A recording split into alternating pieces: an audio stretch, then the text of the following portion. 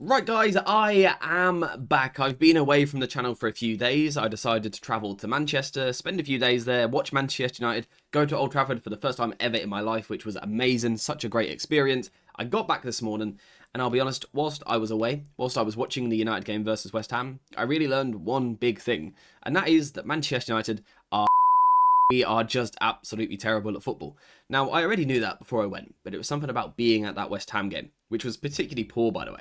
It just really made it stand out more than ever. Manchester United are a very bad football team. So bad that the first thing that I decided to do when I got back was just look at statistics, which is really fun. You know it's bad when I'm turning to stats, but I looked at some statistics from this season, and the one that stood out was the fact that Manchester United are 15th for goals scored in the Premier League this season. We've scored only 42 goals. Now, what's important when we look at stats is context, right? Because 42 goals, we don't know if that's a lot or not very little. So I'll tell you this, if Liverpool stopped playing in 2024, they would still have more goals than us this season.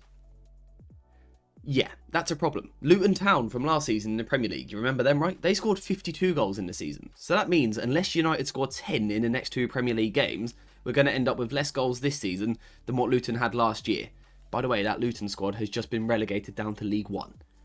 That's a problem. Another problem is that our top scorer in the Premier League is Bruno Fernandes. Nothing wrong with that, but he has 8 goals. Now, that's not bad for a central midfielder, but when 8 goals is your top goal scorer in the league, you've got a problem. And that's because our strikers combined, despite playing a total of 36 90-minute matches, have only scored 7 goals. Manchester United, on the eye, are terrible at attacking, and statistically, it kind of backs it up. So what are the problems for United on the ball? Why have we turned into a team that literally cannot attack the opposition? How have we got into this position? Well, it's obviously something that we've covered throughout the season. We've mentioned this time and time again. But basically, the way that Manchester United approach the possession side of the game is largely wrong in my opinion. You see, as we go up the pitch, we progressively become less and less effective. In the first phase, in terms of touches in the first phase, Manchester United are actually top in the Premier League. We have had the most touches in the defensive third. As we move towards the middle third, we have the 4th most touches, which still isn't too bad at all. However, by the time we get to the attacking third, we are ranking in 10th for touches in the attacking area, and then in terms of the attacking penalty area, we go down to 11th for touches. So basically, as Manchester United move up the pitch, we're becoming less and less effective. We move further and further down the league. We basically get worse and worse as we move up the pitch, which leads to a point where we have absolutely no threat at all, which isn't fun, but to be honest, it's sort of to be expected when you look at the Manchester United starting 11. Now let's assume the starting 11 for United, mostly this season, has looked something like this. Of course, injuries have played a big part across the year, but I would say in general the 11 has looked a little bit like this. Is it any surprise that we have so many touches deep and so few high in the attacking third when we are lining up with 5 defenders? 5 defenders, that's passive, that's a passive mentality. We're not trying to attack the opposition. It's not helped by the fact that in front of them we tend to play 2 sort of holding deepish central midfielders, and in front of them we've only got 3 attacking players, one of which is often Bruno Fernandes, who is sort of a midfielder.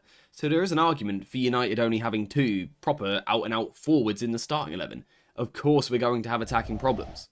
Now, the problem isn't just the personnel. I do get frustrated that we play so many defensive players, but there is an argument that you could play this amount of defensive players and still be effective going forward. The problem is, we're not, right? We all watch Manchester United 2-3 times a week, and we all, every single match, see a poor team that struggles to play out from the back, that struggles to progress through the middle of the pitch, and that struggles to create chances in the final third. And for me, it does start off with those goal kick situations that we've spoken about a lot this season, and I'm not actually going to focus on the problem in the same way as what I normally would. Now, normally what I would do is sit here and complain about the positioning of the central centre-back, so Harry Maguire often going into midfield and sort of clogging up the middle of the pitch with profiles that don't want to receive in the first phase. Ugarte, Maguire, Casemiro, they are not first phase specialists. They are not players which dominate and dictate tempo particularly well. That is normally my complaint. But today, that's not actually my main complaint. My bigger complaint is the knock-on effect it has on the positioning of the rest of the team. Because if Maguire is playing central centre-back and goes into midfield, that means the 2 wider centre-backs have to come a little bit narrower to sort of play where Maguire would normally be playing. But this has a knock-on effect on the rest of the team, because if the centre-backs are starting here but then having to be moved narrower, more central, that means we need players in these positions, this area here, and also this area here. The only players, realistically, that can go into this zone are the 2 wing-backs, so Dorgu and Dalot, when fit, drop deep into this back 4 position. So the problem we've now got is we have been forced to drop our wing-backs deeper, but we don't start wingers in attacking areas. We play with a lack of forwards. We've already spoken about that. So we have loads of players deep here. We've got 2 central midfielders plus a centre-back. We've got 2 centre-backs. We've got 2 wing-backs playing full-back and a goalkeeper that we don't use particularly well. And we're only actually left with 3 forwards at the top end of the pitch.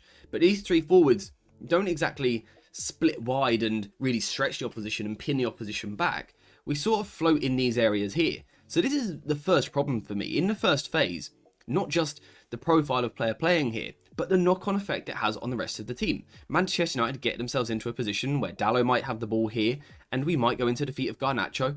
But in terms of ahead of him, we've got Rasmus Højlund, maybe Bruno Fernandes, but we've got no width on the other side because our wing-back is so deep. We are basically playing without attacking width, and that's a problem for me because Manchester United, as long as I've watched us, have always been a side that attack with width and make the pitch big, and we're just not doing that. Now that for me is actually one of the main reasons why we are first for touches in the deep phase, because we get stuck there. We're almost not actually choosing to play in that area, so being first isn't actually a good thing. We're almost being forced to play there because we don't pin and stretch the opposition, so we are forced to play in our own area and try and play through, and we have struggled with that. But the problems don't stop there. You see, we saw earlier, as we move up through the pitch, the problems become more and more obvious. We are 4th, like we discussed earlier. 4th for touches in the middle third. So that suggests that we are a team that dominates the ball. But the problem is, when we get to the final third, we drop down to being ranked 10th. That suggests that we've got a problem getting the ball from the middle third to the final third. And I think when we watch the team, it's very, very obvious. Problem number 1 is the middle of the pitch. We don't really have much interest at all in progressing through the middle of the pitch. Now, I understand why. This isn't necessarily daft from Ruben Amorim and the way he's approaching the game. I understand why, because if you lose the ball in the middle, you are in trouble, right? It's a dangerous area to lose possession, so it's safer. It's a little bit easier to move the ball into wider areas. So I do understand why we do this. So we don't play through the middle, we don't take the risks, partly because Amorim doesn't want us to, and secondly because we don't really have the personnel to do it unless Bruno Fernandes starts dropping a little bit deeper, which he of course has done occasionally. But if we can't progress through the middle, that means we are going to have to progress out wide. And this is where I think Manchester United, in this system, have the potential to be quite good. Because we've got 4 players here. We do generate these sort of side diamonds, if you like. So the wing-back, the centre-back, the central midfielder, and the inside forward. And we've got the same on the other side. A centre-back, a central midfielder, a wing-back, and an inside forward. The problem I have again, though, is, first of all, personnel. If you look at those 2 little sets of 4, this 4 here and this 4 here, are they particularly balanced? I don't think so. For starters, on the left-hand side, we don't really have anyone who can dribble the ball particularly effectively, apart from Lenny Yoro, and he's playing pretty deep. So that's problem number 1. On this side, we don't really have a winger, someone that can stand up a fullback and beat them. It's a problem. If we now go to the right side, we don't really have someone who is an expansive passer, someone who is amazingly good at linking up play and moving the ball forward. So that's one of the problems. The personnel, in terms of quality and the balance they bring to each other, is just lacking. The other problem we really have is the fact that we have Dalot and Dorgu in the 2 wing-back positions. Now, I think these are 2 pretty good footballers. I actually quite like both of them. The problem we do have with both of them, though, is that they are fullbacks, not wingers. So when the ball goes wide into these positions here, and we're put into a 1 versus 1 situation, which can be quite common out wide. This is one of the areas on a football pitch where you do tend to see more 1 versus 1 battles. It's in the wide zones. The problem for United is when it's Dalot and Dorgu, who realistically profile as 2 fullbacks, granted attacking fullbacks, but fullbacks, they're not natural problem solvers in these situations. They're not players that are going to pick the ball up. You know, Dalot on this side, and constantly look to try and beat this man here. And it's particularly the case for Dorgu. Dorgu is a player who is more about coming inside the pitch and trying to combine, and I'm going to do another video on that. But this is one of the big problems in the middle phase. Our wing-backs are deep to try and help us build up in these areas. But for me, they just don't offer enough. We would probably be better off pushing them much higher up the pitch, so we are at least pinning the opposition back. But at the moment, we're not. They are playing in this deeper position initially to try and help us build through the pitch, and that's where I think Amorim is coming to the wrong conclusions. He is seeing an area of the pitch where we struggle to progress, whether that be the first phase or the middle phase now. And he sees that we can't progress there, so what he does is he tries to put more players there. And for me, it's not the right solution. We need to stretch the opposition more to try and get forward. Although, to be honest, even when we do get forward, it's still not very good. Okay, so let's assume Manchester United have actually done a little bit better in the first two phases and we've actually worked the ball into the final third. Even in these positions, we are not very good. We saw that earlier with the lack of goals, the lack of goal scorers as well at the football club. Why? Why could Manchester United not attack the final third? Well, for me, I think it's largely about player habits and player instincts. You can coach footballers so much. You can teach them so much. You can teach them different ways to do different things, how to approach certain situations. But at the end of the day, these are people that have played football from the age of 4 or 5 years old, right? They have habits, they have instincts that they lean towards, particularly when they're fatigued or particularly when they're a little bit uncertain of a situation. They will always resort back to an old habit. If we look at the personnel we've got in our front five, the habits are not those of killers in the final third. Again, we look at Dorgu and Dalot. So much has been made of this season. The fact that we play two fullbacks here. But it is a problem, because when we try and break teams down and we get into our attacking five here, you know, we've got 5 players across the front line. When 2 of them are fullbacks, again, that's not attacking instinct. They are not killers in the final third. They're not players that necessarily constantly want to beat a man, you know, bomb past a fullback and put a ball into the box. Dorgu tries to cross but isn't actually the best at beating his man in the first place. Dalot's a little bit better at beating his man, but the final delivery is then poor. We don't have winger threat in the final third. And that's because, first of all, we don't start with many wingers at all, and we don't even have many wingers in the squad. But the one we do have, Garnacho, is playing a much more narrow position. He's playing in this area a little bit more. And what this means is that when United get the ball into the final third, someone like Dalot, he is not instinctively, he's not naturally a player who's going to beat his man and cross into the box. And even if he does, we then don't have enough players actually attacking the penalty area. So let's say Dalot actually beats his man down the left-hand side. He gets himself into the final third. Or perhaps we combine well to get to this position, whatever it may be. When he actually looks to get his head up and cross into the penalty area, there's not enough in there. And this is where I get a little bit stuck over who we should blame. Do you blame Amorim? Because is there an argument that he's not given these players enough attacking freedom, enough attacking license? You know, when the ball goes wide, does he tell these guys to stay on the edge? I don't know. Or is it that the players have the wrong instincts? So again, let's say Dalot's got the ball on the right-hand side and is looking to cross. Dorgu is a fullback. He's not a winger. He's not an attacking midfielder. He's not a 10. He's not a striker, whatever you want to talk about. He's not someone who has that killer instinct to always attack the penalty area. So instead we see situations like this, where we're trying to deliver the ball into the box, and we have no one there, apart from a striker, that is really struggling with making the right movement. No wonder we don't score goals. Now, struggling to score goals is not exactly a new problem for Manchester United. We've had this issue for 5-6 years, something like that now. United have not been good in the final third, but what we have always been able to lean on is attacking transitions. So we've often said that the squad isn't built to play slow possession-based football, where you try and break a team down, but it is made for counter-attacking moments. The problem is, Manchester United have also lost that. If we look at the stats, United are 14th for goals scored from counter-attacking situations this season in the Premier League. That's not the Manchester United identity. United have been built for years on being a team which plays fast, which is entertaining, that attacks the opposition.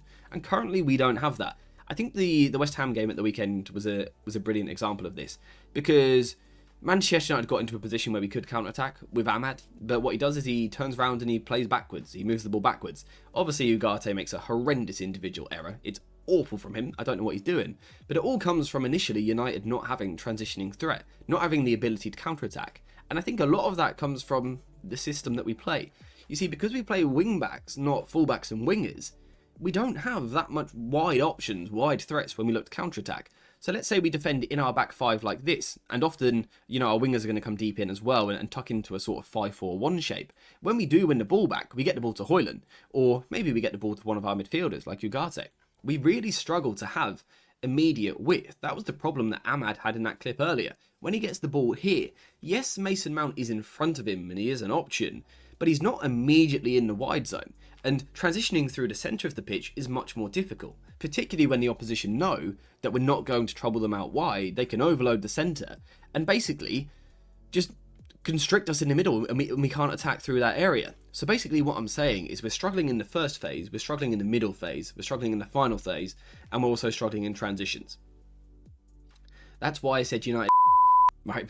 Because we are very, very bad on the ball. We are seeing glimpses and moments where we improve. You know, we were speaking about cutbacks recently, and I think we are growing and improving in that area. But certainly collectively, as a whole entire football team, we are just bad on the ball. And the problem is Normally, if you're bad on the ball because you've got loads of defenders, like we've got, you're at least going to be secure defensively. But if we look at the table, United aren't secure defensively either. There's big problems at this football club that need to be solved. In terms of solutions, we will cover that another day. Probably not this season. We will leave it until the season is finished now because, of course, now attention's turned to the Europa League final, which we will be building up to over the next week or so. So yeah, in terms of solutions, we'll discuss that another day. Right now, the problems are very obvious in my opinion, and there is a lot of work to do. But like I said, that's for another day. In terms of today, we're finished there. So thank you guys very much for watching. I apologise for being away for a few days. I'm now back for 3 weeks solid before I go away again. So it's solid content for 3 weeks, lots of videos. So subscribe, get notifications on so you don't miss a single one. But apart from that, we're finished. So thank you for watching. Hope you have enjoyed it. And as always, I'll see you in the next one.